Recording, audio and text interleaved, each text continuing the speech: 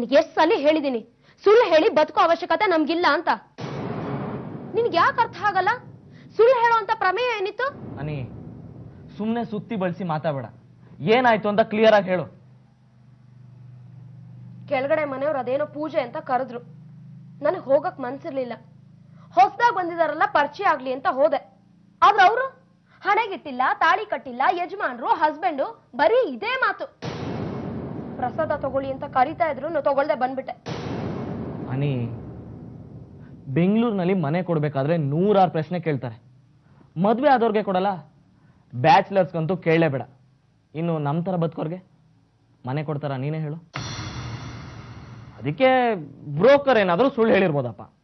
ಅವ್ನು ಏನಾದ್ರೂ ಹೇಳ್ಕೊಳ್ಳಿ, ನಾನಂತೂ ಕೆಳಗಿನ ಮನೆಯವ್ರಿಗೆ ಕ್ಲಿಯರ್ ಆಗಿ ಹೇಳಿದ್ದೀನಿ, ನಾನ್ ಹಣೆಗಿಡಲ್ಲ. ಆಕಾಶ್ ಹತ್ರ ತಾಳಿ ಕಟ್ಟಿಸ್ಕೊಂಡಿಲ್ಲ. ನಾವಿಬ್ರು ಒಟ್ಟಿಗೆ ಇದೀವಿ ಅಷ್ಟೇ ಅಂತ. ಒಂದ್ ಕೆಲಸ ಮಾಡೋಣ, ಹೇಳು. ಮದುವೆ ಹಾಗೆ ಬಿಡೋಣ.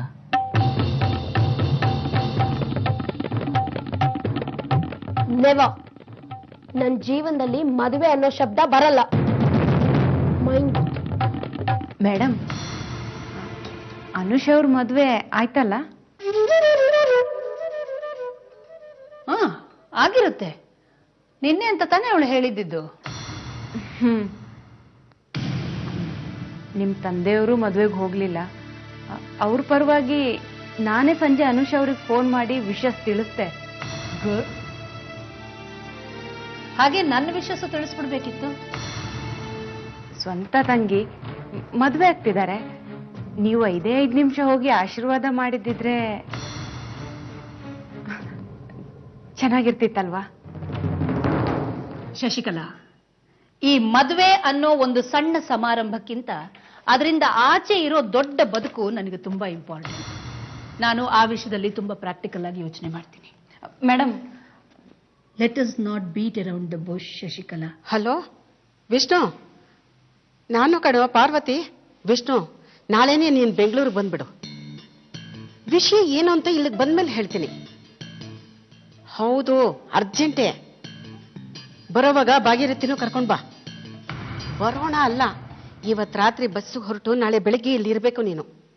ಅದು ಹೇಗೆ ಮಾಡ್ತೀಯೋ ನನಗೆ ಗೊತ್ತಿಲ್ಲ.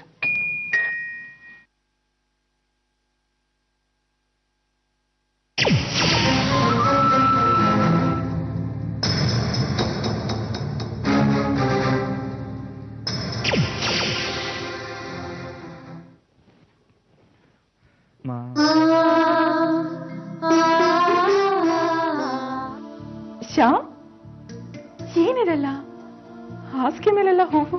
ಅದು ಇವತ್ತು ನಮ್ಮಿಬ್ರು ಫಸ್ಟ್ ನೈಟ್ ಅಲ್ಲ, ಅದಕ್ಕೆ ಅರೇಂಜ್ ಮಾಡಿದ್ದಾರೆ. ಆ ಹಣ್ಣು, ಆ ಉತ್ಪತ್ತಿನೋ ಎಲ್ಲ ಬೇಕಾ? I can't tolerate all this. Shyama, ನೀನು ಹೆಂಡತಿಗೆ ಸ್ವಲ್ಪ ಕಳಿಸು. ತಗೋ, ಇದು ಶ್ಯಾಮನು ಕೊಟ್ಟು ಅವನ ಅರ್ಧ ಕೊಡ್ದು ನಿನಗೆ ಅರ್ಧ ಕೊಡೋದಕ್ಕೆ ಹೇಳು. ನನ್ನ ಹಾಲು ಕುಡಿಯಲ್ಲ. ನೋಡಮ್ಮ, ಇದು ನಮ್ಮ ಸಂಪ್ರದಾಯ. ಹಾಲು ಸಕ್ಕರೆ ಬೆರ್ತಾಗೆ ಹೊಸ ಮದುಮಕ್ಕಳ ಜೀವನ ಶುರುವಾಗಬೇಕು ಅಂತ ಹಿರಿಯರು ಮಾಡಿರೋದು. ಇದು ಸಂಪ್ರದಾಯ, ಬಿಡೋ ಹಾಗಿಲ್ಲ. ತಗೋ.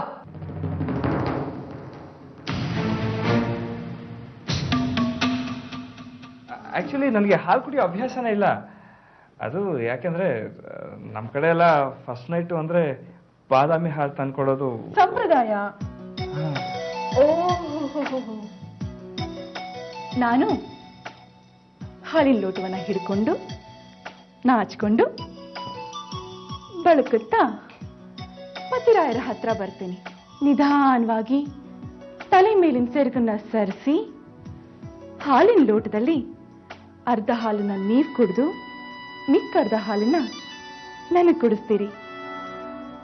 ನಾನು ಭಕ್ತಿಪೂರ್ವಕವಾಗಿ ನನ್ನ ಪತಿದೇವರ ಪಾದಗಳಿಗೆ ಎರಗಿ ಬುಲ್ಶಿಟ್